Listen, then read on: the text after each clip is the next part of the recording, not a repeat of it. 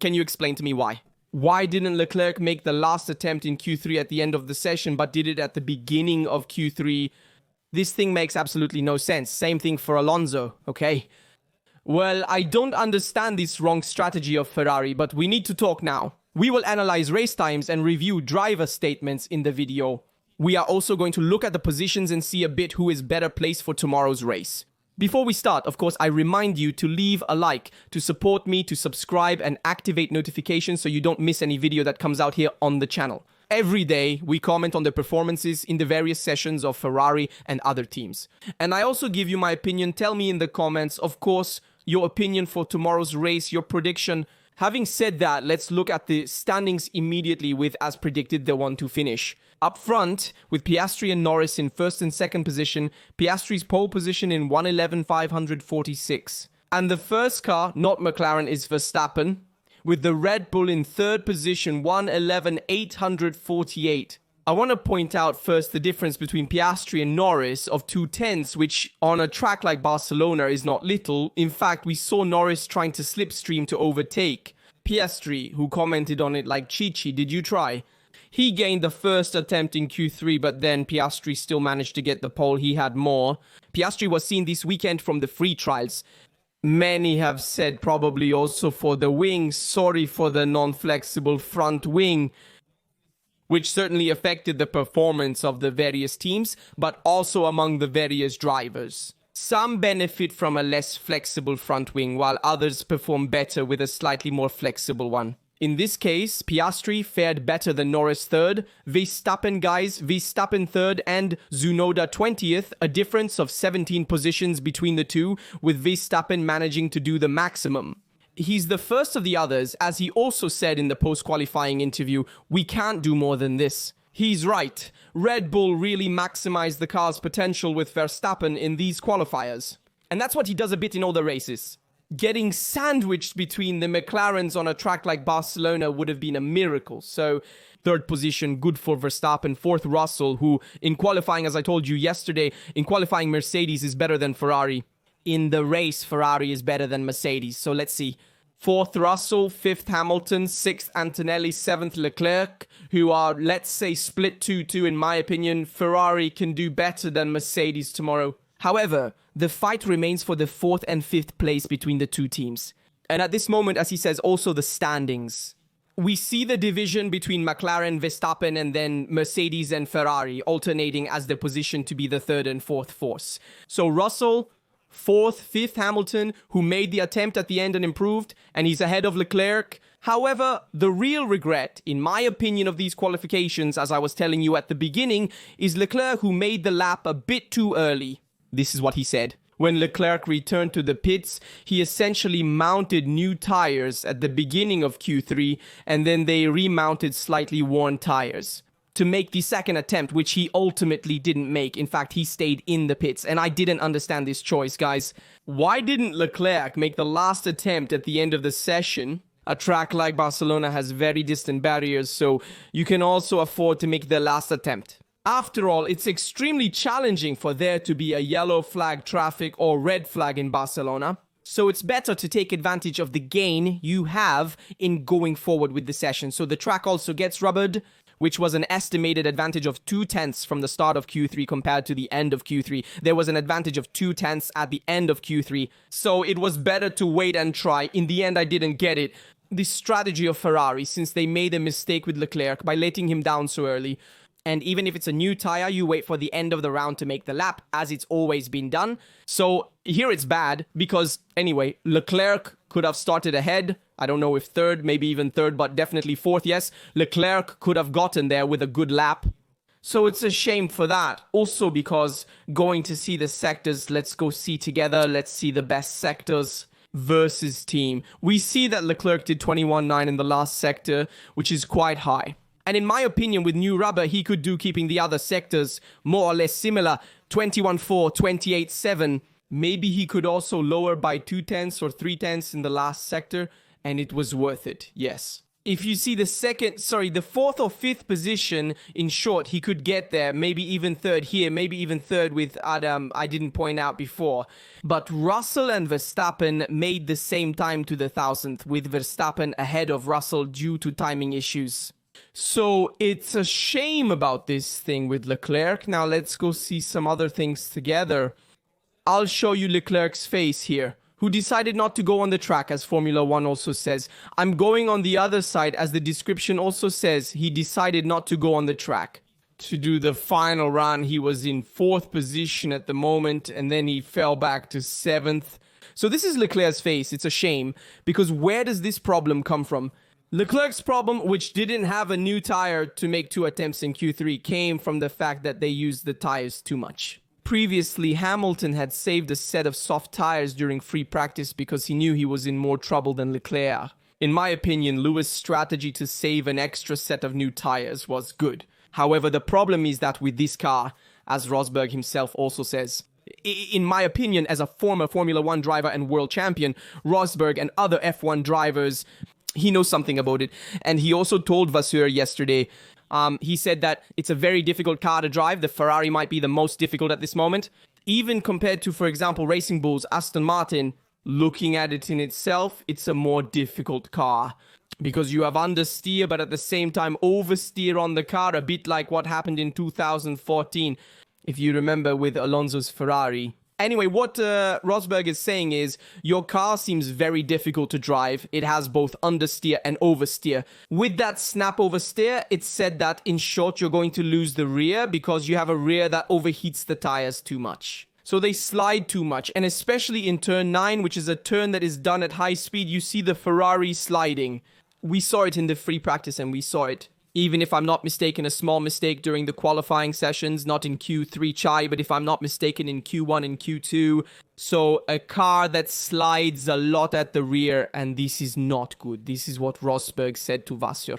And you can also see from the onboard that Ferrari has a greater steering angle compared to McLaren. You need more steering angle so you can maintain less speed in transit. You have less grip compared to McLaren, and in addition this understeer, and in addition in fast corners you also have oversteer on exit. In short, an unmanageable car. By the way, I also point out another thing that they modified Hamilton's setup this morning.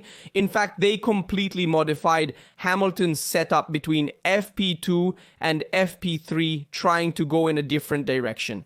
The car has definitely improved, but there isn't this huge change. The base of the car itself remains almost similar, while Leclerc has made few interventions on the car. So this is a bit noteworthy, that they tried to overturn setup. There is an internal will of Ferrari to change the season, try to bring improvements to this car, but the problem is that it is a structural problem of the car.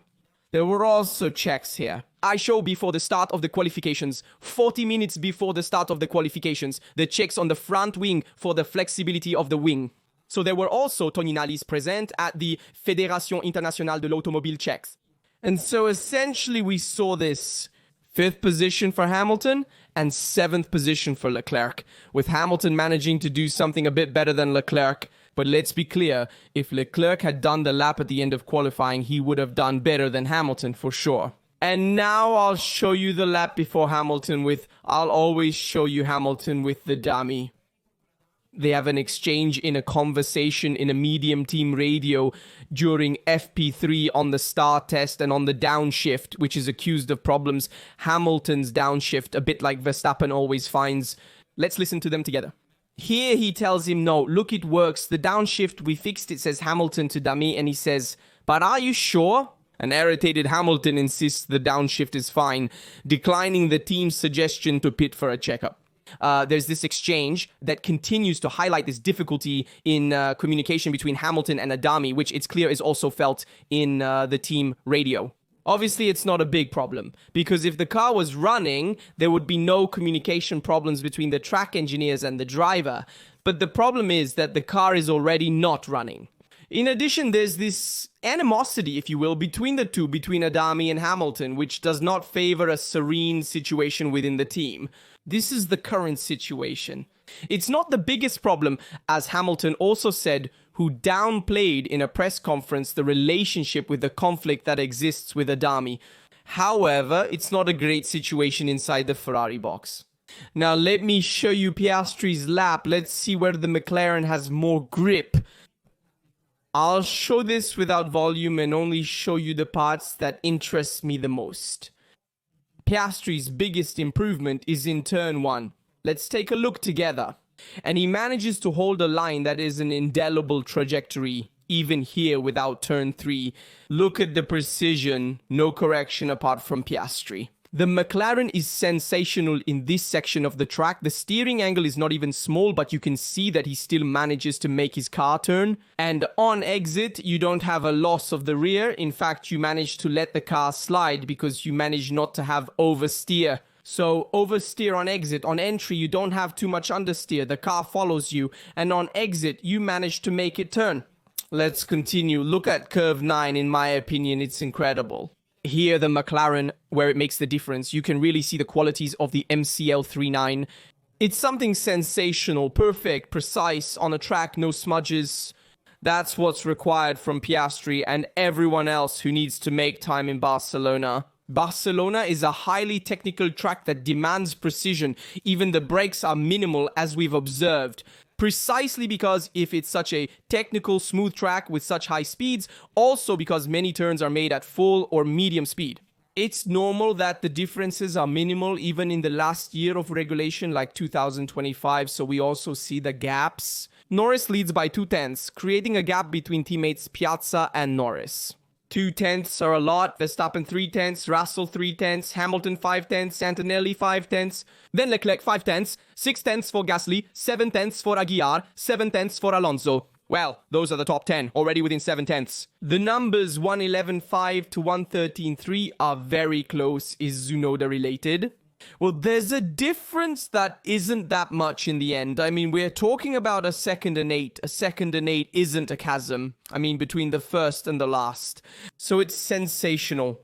There was also the evolution of the track, I want to point out, because without that, the gaps were even closer.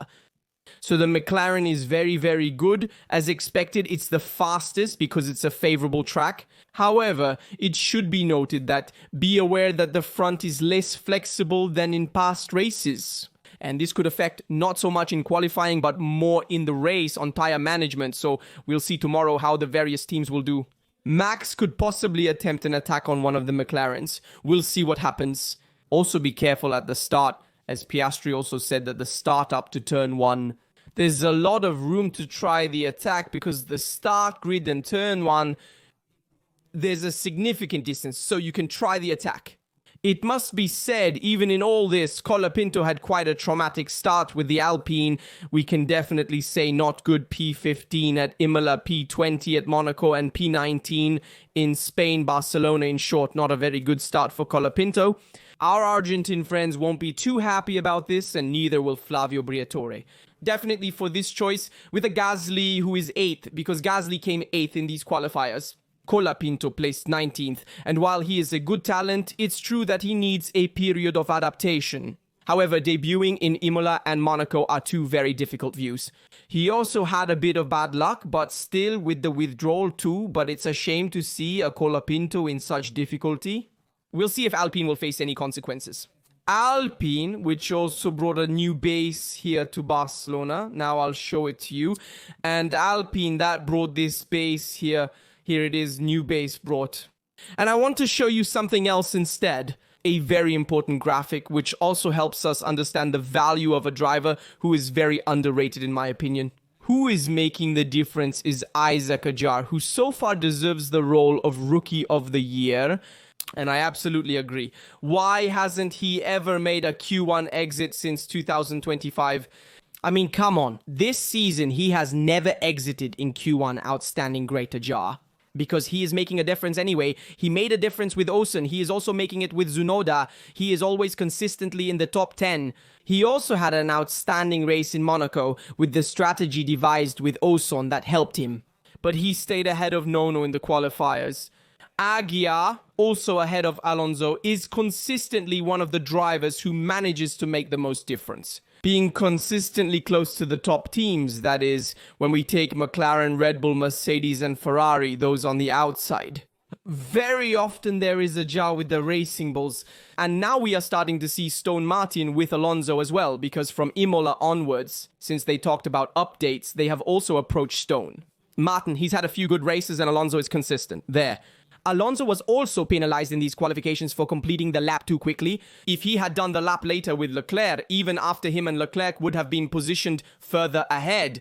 Certainly Antonelli is having a bit more difficulty in these last races. In my opinion, from Imola onwards, he has received a bit. The withdrawal from Imola did not help. However, let's give confidence to Kimi Ragazzi, who is a great driver. There is a period like this. Among other things, he did very well in 6th position. The important thing for him this year is to gain experience. Try to gather as much information as possible, to go as fast as possible, even on the track. But the goal is to do many laps, so for him to make fewer mistakes. We don't evaluate too much. Even Kimi's performances obviously count, especially in a Constructors' Championship so tight for the 2nd position. However, after all, Kimi is still one of the drivers who plays the role of Rookie of the Year, in my opinion, along with Jar as well. And he did well today because being ahead of Leclerc is quite something and good. Moreover, they could have perhaps played it with the slipstream effect, both Hamilton with Leclerc and also Russell and Antonelli. In my view, they could have utilized the slipstream to regain some tenths and challenge Verstappen. It's a shame because no one then fully exploited it, but maybe they could have done some internal help in the team. Tamim, tell me your opinion on the qualifications. What do you think? What did you see well? What did you see less well? We also saw the exclusion of Sainz in Q1 compared to Albon 11th, so this is a shame for Sainz and his home race. In short, tell me yours, tell me the next one. Also for tomorrow's podium race. In my opinion, I say Piastri, Norris and Verstappen. I could perhaps hazard a Piastri, Verstappen, Norris, but it's really tight. No, in my opinion, McLaren does a double, so I confirm Piastri, Norris, Verstappen. Obviously, we will see turn 1 because there could be some overtaking, but generally the first 3 could also reach the podium. So I confirm this prediction. Tell me yours as well, and as always, I remind you to leave a like, subscribe, activate notifications so you don't miss any video that's here on the channel. Let's comment on the Formula 1 sessions together with me, and not specifically with the analysis on Ferrari. Having said that, I leave you other related videos here from Rastaduto. See you next time. Bye.